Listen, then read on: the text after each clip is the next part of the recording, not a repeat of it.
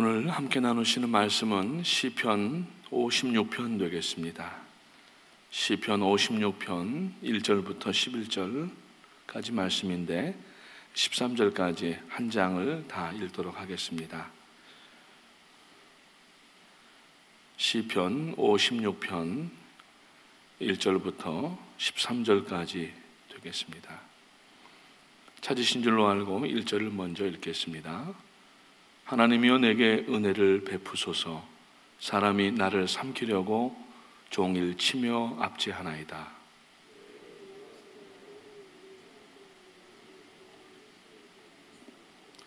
내가 두려워하는 날에는 내가 주를 의지하리이다.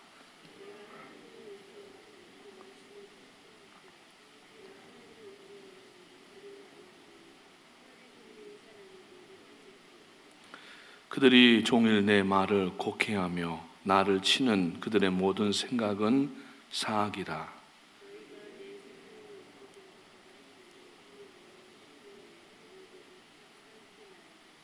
그들이 악을 행하고야 안전하오리이까. 하나님이여 분노하사 뭇 백성을 낮추소서.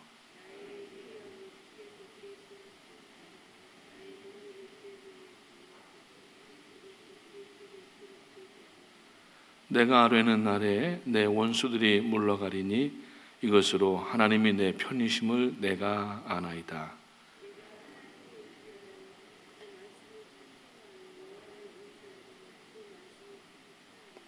내가 하나님을 의지하였은즉 두려워하지 아니하리니 사람이 어찌 내게 어찌하리이까.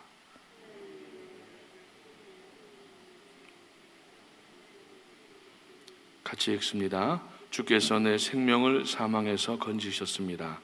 주께서 나로 하나님 앞 생명의 빛에 다니게 하시려고 실족하지 아니하게 하지 아니하셨나이까. 아멘. 담임 목사님께서는 어제 멕시코 악토반의 모든 사역을 마치시고 스프링필드 미주리로 밤늦게 도착을 하셨습니다.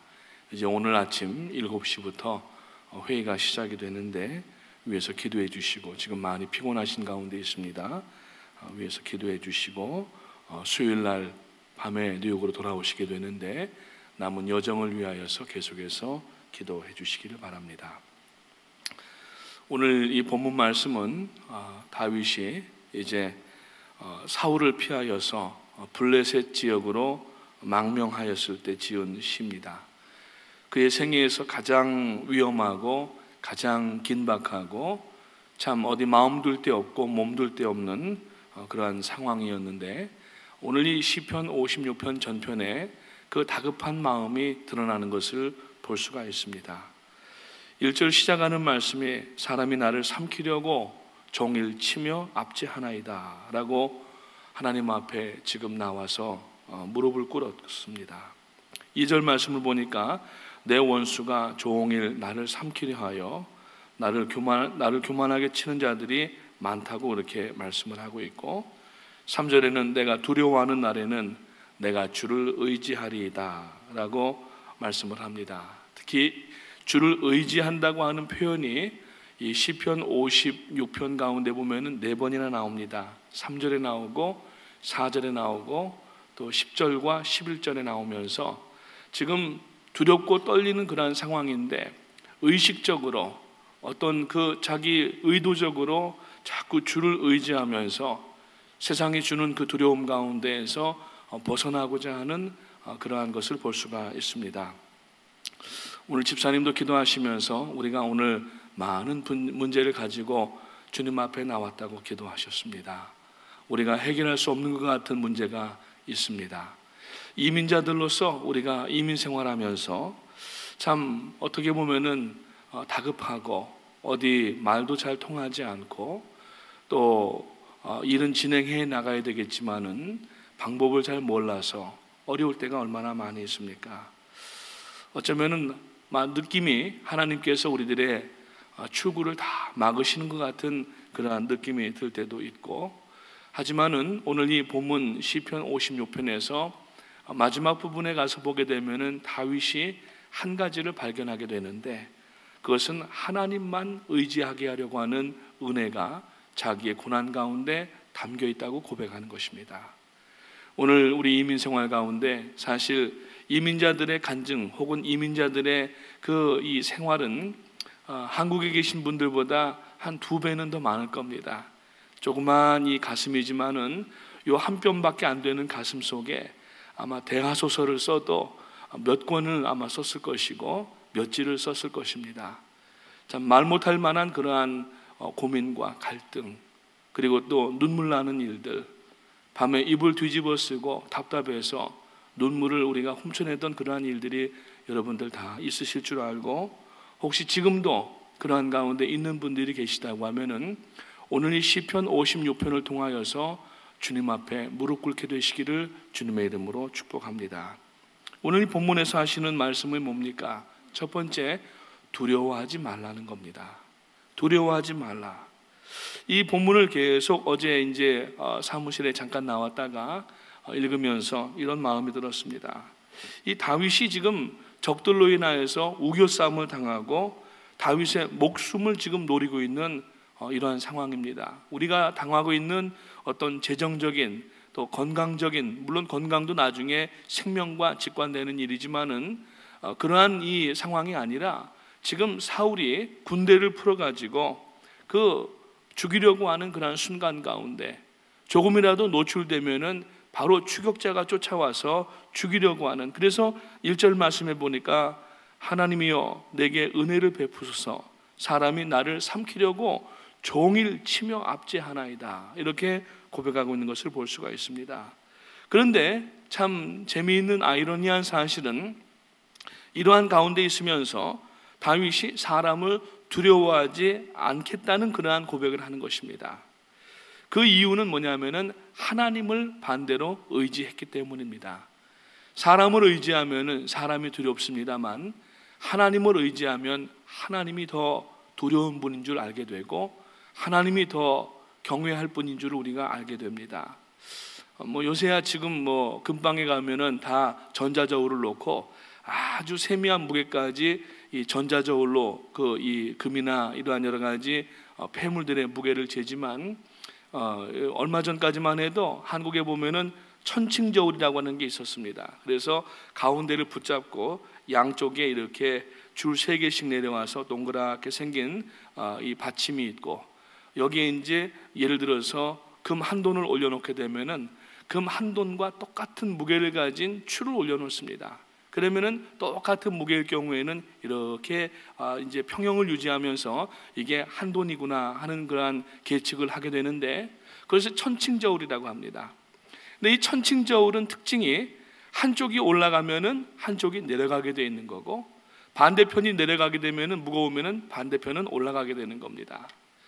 우리가 하나님을 많이 생각하고 하나님을 묵상하고 말씀을 묵상하는 사람은 하나님을 두려워할 줄 알게 되지만, 사람을 묵상하고 육신의 일을 묵상하게 되면은 반대로 하나님은 보이지 않게 되고 사람이 두려워지게 된다고 하는 것입니다.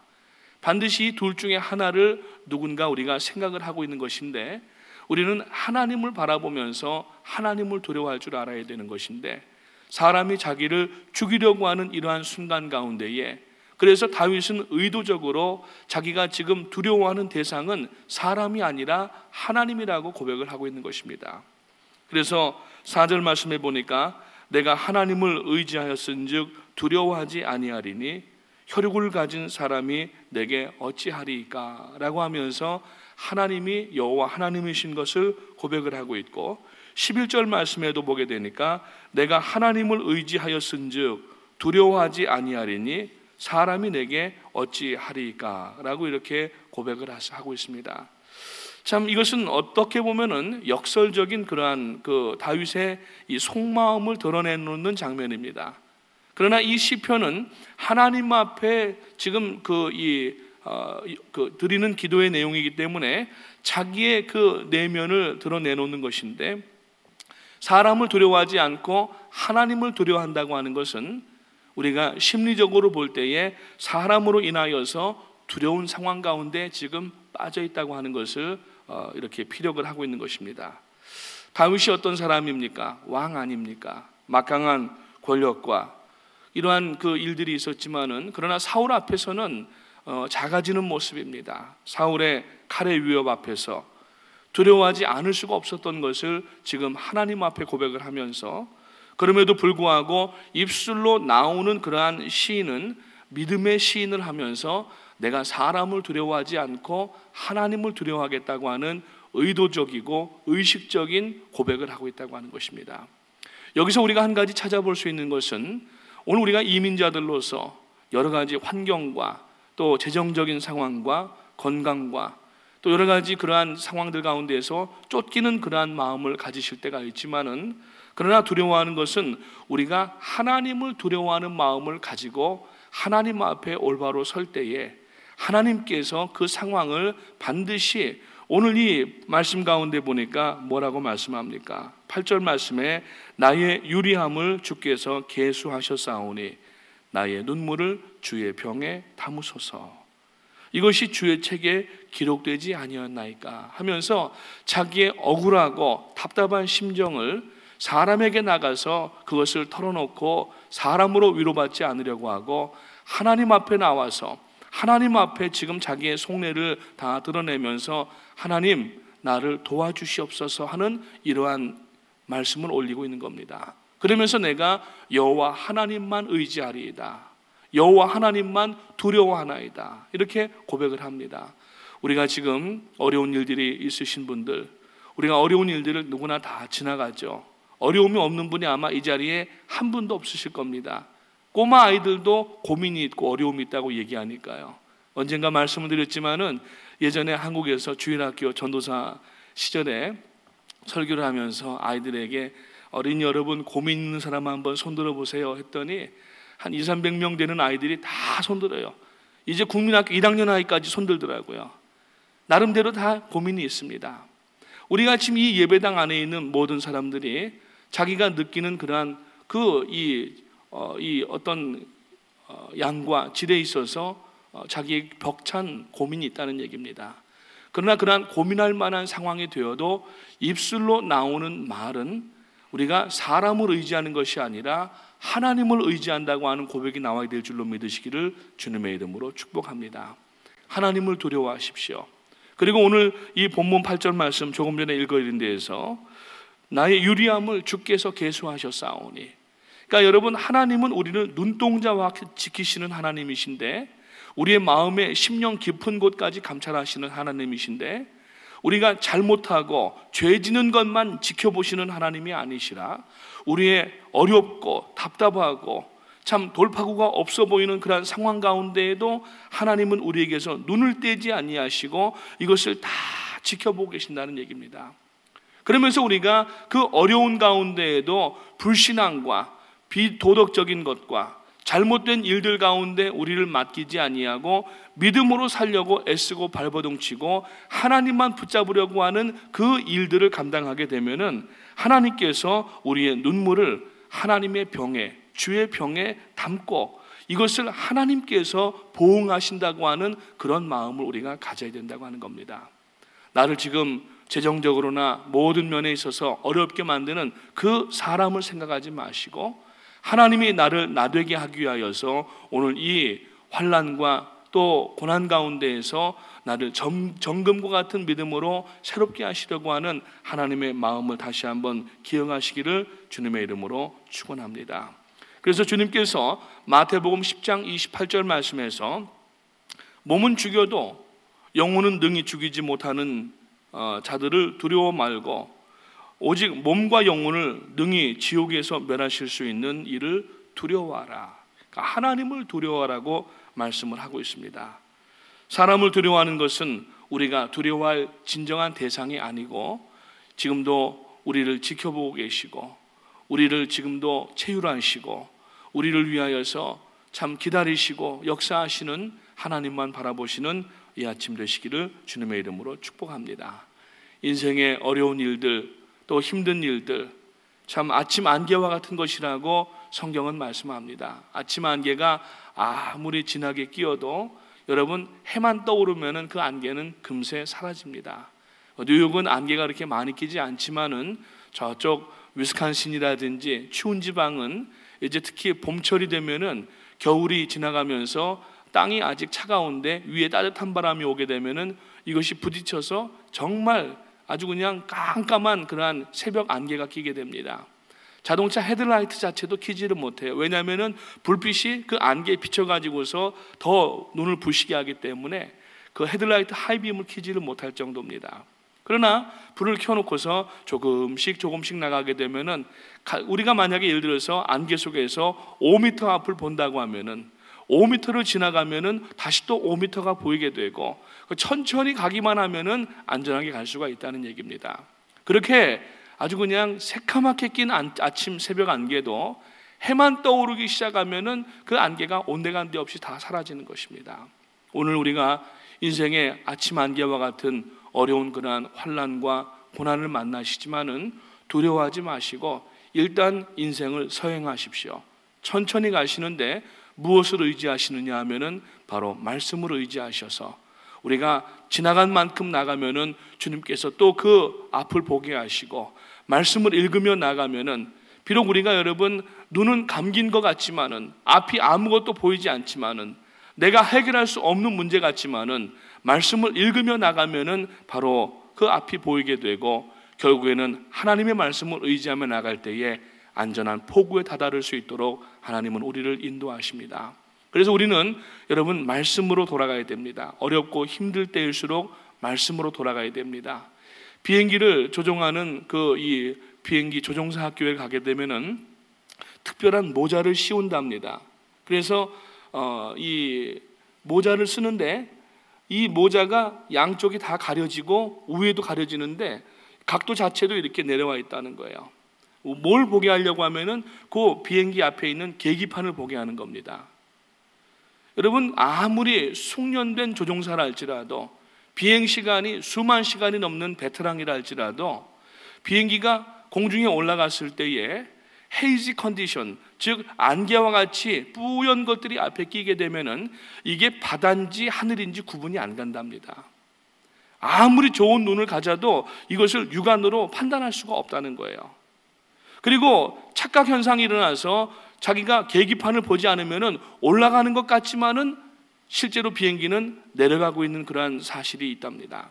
그러니까 조종사 학교에서는 바로 계기판만 볼 수 있도록 특별한 모자를 쓰게 하고, 이 모자를 쓰고서 그 비행기를 조정을 하면서 마지막 라이센스를 발급하기 이전에 합격 불합격 되는 그 판단을 그 계기판을 보면서 하게 하는 거랍니다.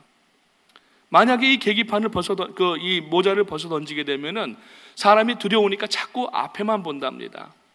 그러면은 이게 전에 여러분 그 마샬스 비니아드라고 저쪽 보스턴 앞에 가면은 섬이 하나 있는데, 케네디가의 그 막내쯤 되는 사람인데 제가 잘 이름은 기억이 나지 않습니다. 무슨 케네디예요. 이 사람이 그 비행기를 조종하기 시작한 지가 얼마 안 됐는데, 사실은 그때도 교관을 옆에다가 태우고 그 섬으로 가야 되는데 자기가 혼자 할 수 있다고 생각을 하고 교관이 도착하지 않았는데 혼자 경비행기를 출발시킨 거예요. 그 출발하고 가다가 보니까 그 마샬스 비니아드라고 하는 섬 근처에 안개가 자욱하게 꼈는데, 이 사람이 두려우니까 계기판을 보는 습관보다는 그냥 자기의 육안으로 판단을 하려고 하다가 결국에는 바닷물에 빠져서 죽는 그러한 사고가 났었습니다. 벌써 십수년 된 이야기입니다만, 오늘 우리가 여러분 인생의 어려운 안개와 같은 곳에 지나갈 때에 우리가 계기판을 봐야 됩니다. 사람을 보고 상황을 보면서 두려워하고 사람의 우리가 육신적인 어떠한 육감으로 상황을 판단하지 마시고 의도적으로 여러분 계기판을 바라보면서, 오늘 우리들의 계기판이 뭡니까? 하나님의 말씀입니다. 이 말씀만 바라보고 말씀에서 나타나는 그러한 일들로 우리가 하나님 앞에 기도하고 하나님 앞에 의뢰하게 되면은 아무리 우리를 우겨싸고 어려운 그러한 일이 있다 할지라도 우리는 그 고난을 뚫고 지나갈 수가 있게 되는 줄로 믿으시기를 주님의 이름으로 축복합니다. 그래서 여러분 말씀으로 돌아가자고 하는 이유가 바로 거기 있는 것입니다. 특별히 우리가 어려움을 당할 때 지금 8절에서 말씀하고 있는 것처럼 주께서 나의 유리함을 계수하신다고 하는 생각을 꼭 가지시기를 바랍니다. 참 이 다윗이 방황하고 그 유리하던 환경, 그 마음속에는 상대적으로 분노와 그리고 또 슬픔과 참 복잡한 그러한 감정이 얽혀있는 그러한 상황입니다. 하지만은 다윗이 그러한 상황을 정리할 수 있었던 것은 뭐냐면은 하나님께서 나의 유리함을 계수하고 계시고 나의 눈물을 주의 병에 담고 주의 책에 기록하신다고 그렇게 믿고 있었기 때문에 그렇습니다. 우리가 공연한 그러한 애매한 어려움과 모함 가운데 우리가 여러 가지 오해를 받을 때도 있습니다. 그러나 여러분, 어려움 당하고 모함 받을 때에 사람 찾아다니면서 일일이 해명하다가 보면은 참 사람이 나중에 스스로 생각할 때 보면은 추한 모습이 보이게 됩니다. 우리가 사람을 찾아다니면서 하소연하고 아무리 자기를 설명을 하려고 해도 앞에서는 듣는 것 같지만은 뒤에서는 다른 말을 하는 경우들이 얼마나 많은지 모릅니다. 그런 시간에 우리는 하나님 앞으로 나와야 됩니다. 무릎을 꿇고 정말 눈물을 흘리면서 하나님 앞에 아뢰게 되면은 여러분, 하나님의 위로가, 성령의 위로가 우리 마음 가운데 가득 차이게 되고, 여러분, 우리 모든 이 오해와 잘못된 진실이 아닌 비진리들은 반드시 드러나게 되어 있습니다. 그게 신앙 가운데 드러나게 되어 있습니다. 너무 여러분, 우리가 조급해하지 마시고 하나님이 나의 지금 이 상황을 눈여겨보고 계시고 지금 나의 눈물을 주의 병에다가 담으신다고 하는 것을 생각하시고 주의 책에다가 기록하신다고 하는 것을 생각하시고, 만약에 내가 잘못한 일이라고 하면은 빨리 회개하셔서 그 상황을 끝내셔야 되고, 내가 잘못한 일이 아니라고 하면은 사람 찾아가서 해명하지 마시고 주님 앞에 이것을 아뢰고 눈물을 주의 병에 담으시면은 주님께서 이것으로 보응하신다고 성경은 말씀합니다. 보응이 뭡니까? 갚아주신다는 얘기예요. 원수 갚는 것은 사람에게 있지 아니하고 하나님께 있다고 성경은 말씀합니다. 여러분, 원수 갚아서는 안 됩니다. 왜냐하면 그것은 또 다른 비극을 낳기 때문에 우리가 원수 갚는 일들은 중단하고 하나님께서 하시도록 맡겨드려야 되고, 우리들의 생애 가운데 언젠가는 이 오해와 잘못된 이러한 것들이 드러나게 되지만, 그러나 성도는 이 생애 가운데 이러한 우리들에 대한 오해가 풀리지 아니한다 할지라도 풀릴 곳이 한 곳이 반드시 있는데, 거기는 어디냐면은 주님 앞에 설 때에 풀린다는 얘기예요. 너무 억울해하지 마십시오. 그러면서 오히려 그 영혼을 위하여서, 예수를 믿지 않는 사람이라고 하면은 주를 믿게 하기 위하여서 기도하시기 바랍니다. 그 다음에 여러분, 우리가 주님 앞에 설 때에 주님께서 우리를 안아주시면서 착하고 충성된 종아, 참 내가 수고 많이 하였다. 복음을 전파하기 위하여서 내 마음을 땅에다 쏟지 아니하고 나의 병에다가 눈물을 쏟아 내가 이제 담아두었는데 내가 다 안다. 그러면서 주님께서 우리를 맞아주시는 장면을 기다리시면은 구원받고 천국에 들어갈 때 주님 앞에 그래도 우리가 뭐 잘한 일은 없지만은 그래도 상황 가운데에 좀 떳떳하지 않겠습니까? 근데 만약에 세상에 살면서 원수를 갚으려고 하고 다투고 우리가 서로 다니면서 막 헐뜯고 찢고한 모습으로 주님 앞에 선다고 하면은 얼마나 주님 앞에 겸연쩍고 우리가 힘들겠습니까? 여러분, 우리의 모든 오해와 잘못된 것은 반드시 풀어집니다. 하나님께서 그것을 갚아주시고 풀어주십니다. 이 땅에서 혹 아니 된다 할지라도 염려하지 마시고 하나님이 살아계신 것을 믿고 천국이 있는 것을 믿으신다고 하면은 주님께서 그날 만나는 그날에 우리의 모든 오해를 풀게 하실 줄로 믿으시기를 바라고, 여러분 마음을 이 시간에 하나님 앞에 부드럽게 하시고 오히려 내가 하나님 앞에 잘못한 것이 없는가 돌아볼 수 있는 그러한 시간 되시기를 주님의 이름으로 축복합니다. 마지막으로 우리가 한 가지 더 본문에서 생각할 것은, 이러한 가운데 다윗이 그 하나님 내 눈물을 주의 병에 담으시옵소서, 내 모든 이 상황을 주님의 책에 기록하게 하시옵소서, 이러고서 우리가 고발만 하고 끝난 것이 아니었습니다. 오늘 이 시편 뒷부분에 12절 13절에 가보니까 다윗이 하나님 앞에 감사하는 그러한 말로 고백을 하고 있습니다. 12절 13절 말씀을 보니까 내가 감사제를 드리니, 그러지 않습니까? 내가 감사제를 드리니 주께서 내 생명을 사망에서 건지셨습니다. 지금 이 사울의 추격을 당하면서 죽음의 기로 앞에 서 있지만은 하나님이 자기를 살려주실 것을 이미 알고 있었고, 그리고 살려주신 것을 생각하여서 먼저 감사했다는 얘기입니다. 아마 지난번 금식성회에 참석하신 분들 아마 기억나실 겁니다. 제가 폐회 예배 때 그 말씀을 드렸습니다. 우리가 하나님 앞에 기도 응답을 받는 몇 가지 그러한 성경적인 비밀이 있는데, 그 중에 하나가 우리가 기도 응답 받은 후에 하나님을 위하여서 하겠다고 하는 그 약속을 기도 응답 받기 전에 먼저 하는 것이 기도 응답을 빨리 받는 비밀이라고 말씀을 드렸습니다. 오늘 이 본문에 보니까 다윗의 지금 상황은 사울이 계속하여서 죽이려고 하는 상황이지만은 하나님이 자기를 죽게 내버려 두지 아니하시고 분명히 살려주실 것을 믿고, 그 믿는 것이 행동으로 표현이 됐는데 뭘 했냐면은 하나님 앞에 감사의 제사를 먼저 드렸다는 얘기입니다. 오늘 여러분, 감사로 인하여서 하나님 앞에 상황을 정리하게 되시기를 주님의 이름으로 축복합니다.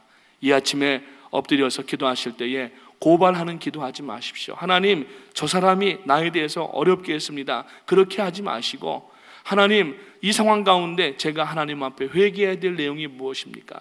하나님, 나를 깨닫게 하시고 저 사람을 불쌍히 여기시고 구원이 이르게 하시고 하나님 용서하여 주시옵소서. 만약에 실질적으로 나에게 잘못한 것이 있는데 내가 용서한다고 하면은 하나님께서 용서해 주시고 회복의 역사를 만나게 하실 줄로 믿고, 여러분, 그래서 우리가 하나님 앞에 이 시간에 감사하면서 나갈 때에 하나님은 모든 상황을 정리하시고 하나님의 계획하시고 뜻하신 바대로 우리를 이끌어 주시고 역사하실 줄로 믿으시기를 주님의 이름으로 축복합니다. 이 아침에 기도하실 때 꼭 그것을 마음에 기억하시고 하나님 앞에 간구하시기 바랍니다. 기도하겠습니다.